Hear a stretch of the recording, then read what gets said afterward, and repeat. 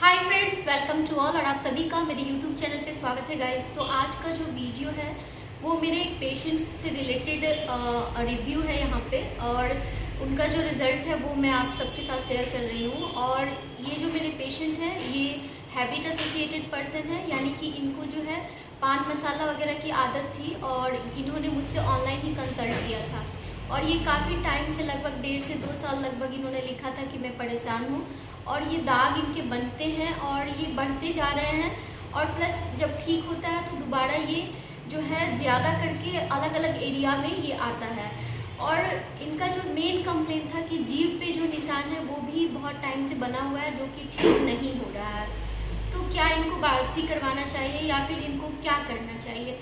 तो इनका जो केस है यहाँ पे मैं बता दूँ कि जो हैबिट एसोसिएटेड पर्सन होते हैं, जैसे कि पान मसाला, गुटखा या फिर स्मोकिंग करते हैं, तो ऐसे लोगों में या तो आपको प्री मैलिग्नेंट लीजन या कंडीशन, इन दोनों में से कोई भी बीमारी हो सकती है। तो जो इनकी प्रॉब्लम थी, ये यहाँ पे इन्हें ल्यूकोप्लेकिया की समस्या थी, यानी कि जो पैचेस थे वो बन रहे थे, प्लस वहाँ पे इरोसिव चेंज आ रहा था।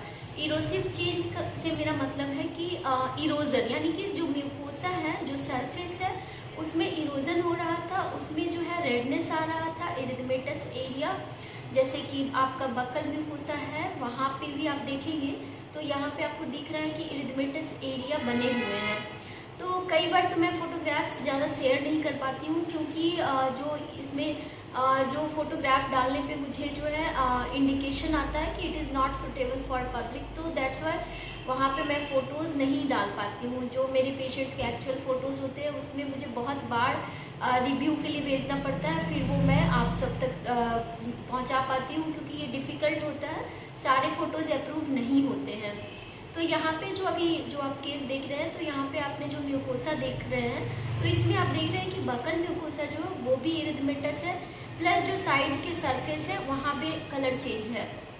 जो पेशेंट का टंग है वहाँ पे कुछ वाइट फ्लेक्स बने हुए हैं, वाइट डॉट बने हुए हैं, टीनी डॉट्स, और उसके सराउंडिंग में वाइट डॉट्स के जो इनर पार्ट है वहाँ पे इरिथमेटस एरिया है। तो ये जो एरिया है जहाँ पे इरिथमेटस रेडनेस है प्रेजेंट, ये एरिया हाईली जो है सस्पेक्टेड होता है। किसी भी लीजन में इतने बड़े एरिया में अगर रेडनेस है तो यहाँ पे सस्पिशियस होता है कि क्या यहाँ पे डिस्प्लेजिया का लेवल बहुत ज़्यादा है, और इतना ज़्यादा तो नहीं हो गया है कि ये कार्सिनोमा इन सीटू है, यानी कि जो इरिवर्सिबल डिस्प्लेजिया तो नहीं है पेशेंट को। तो यहाँ पे क्या होता है कि हम ज़्यादा वेट एंड वॉच नहीं कर सकते हैं। तो पेशेंट को मैंने बताया था कि आप 15 डेज़ का मेडिकेशन लीजिए, और अगर ठीक हो जा रहा है तो ठीक है, नहीं तो आपको बायोप्सी के लिए जाना पड़ सकता है। तो जब इनका जो ट्रीटमेंट स्टार्ट किया था तो इनकी जो जितनी भी कंप्लेंट्स थी, मैंने इसको देखा तो मुझे लगा कि यहाँ पे इरोसिव चेंज ल्यूकोप्लेकिया के अंदर आ गया है। और जब कभी ल्यूकोप्लेकिया के अंदर इरोसिव चेंज आता है और आप उस पर अगर बहुत ज़्यादा ध्यान नहीं देते हैं तो वो इरिवर्सिबल चेंज में बदल जाता है। और ये इरिवर्सिबल चेंज क्या होता है, तो यूँ आप समझ लीजिए कि ये कैंसर जो होते हैं कार्सिनोमा के अर्ली स्टेज, यानी कि कार्सिनोमा इन सीटू, इसको मेडिकली टर्म दिया गया है इन सीटू। तो यहाँ पे जो सेल्स हैं वो डिस्प्लेजिया में चले गए हैं, लेकिन इरिवर्सिबल चेंज है, यानी कि ऐसा डिस्प्लेजिया जो रिवर्स होके नॉर्मल नहीं हो सकता है, इरिवर्सिबल है।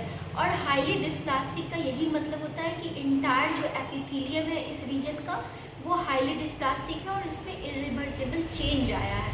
तो कई बार क्या होता है कि ये चेंज वापस नहीं जाता है मेडिकेशन से, और आप कितना भी ट्राई कर लें नहीं रिज़ल्ट बेहतर मिलते हैं। लेकिन इस केस में मैंने देखा कि मतलब बहुत ही मैजिकल रिजल्ट आया पेशेंट का, और पेशेंट ने भी जो पान मसाला की हैबिट थी उसको उन्होंने क्विट कर दिया। और इमीडिएट जो इनका 15 डेज़ के बाद उन्होंने मुझे फ़ोटो भेजा था रिव्यू के लिए। तो यहाँ पे आप देख रहे हैं कि सारे जो अल्सरेशन है वो हील हो गए हैं। और इस पीरियड में जो है अगर आपके हैबिट हैं और आपने हैबिट में कंटिन्यू हैबिट को कर रखा है और मेडिकेशन ले रहे हैं, तो मैं यहाँ पे बताना चाहती हूँ कि कई लोग कहते हैं कि मैं 2-3 बार ही ले रहा हूँ, अब ज़्यादा नहीं लेता। लेकिन ये जो 2-3 बार होता है वो इतना सफिशियंट अमाउंट में केमिकल कार्सिनोजेन को रिलीज करता है, जिसके कारण से आपका जो दवाई है वो असर ठीक से नहीं कर पाता, क्योंकि जितने फ्री रेडिकल जनरेट हो रहे हैं उसको वो न्यूट्रलाइज कर ही नहीं पाता है, तो जो रिजल्ट आना चाहिए वो रिजल्ट नहीं मिलता है।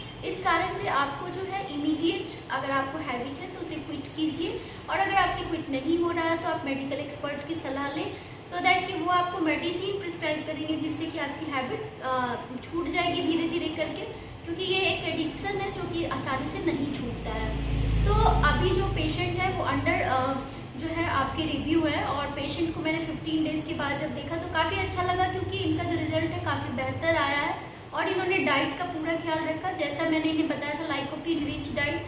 तो लाइकोपिन क्या है कि ये आपको हेल्प करता है फ्री रेडिकल को जो है उसको न्यूट्रलाइज करने में, उसको कम से कम डैमेज पहुंचाने में जो है मदद करता है। जैसे कि अगर ज़्यादा मात्रा में फ्री रेडिकल रहेंगे माउस के अंदर तो आपके सेल्स में जो इंजरी है वो ठीक नहीं हो पाएगा और वो बढ़ेगा।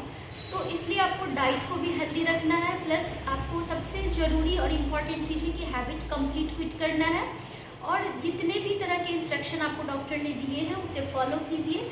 अगर आपको बायोप्सी रिकमेंड किया गया है आफ्टर 15 डेज तो उसे करवाइए, उससे आपके लिए बेहतर होगा कि अर्ली स्टेज में चीज़ें आपको पता होगी, डिटेक्शन अच्छा होगा, फास्ट होगा। तो उम्मीद करती हूँ कि ये वीडियो आप सबों के लिए हेल्पफुल रहा होगा। Thank you so much for watching, and if you like please share and subscribe my channel. Thank you.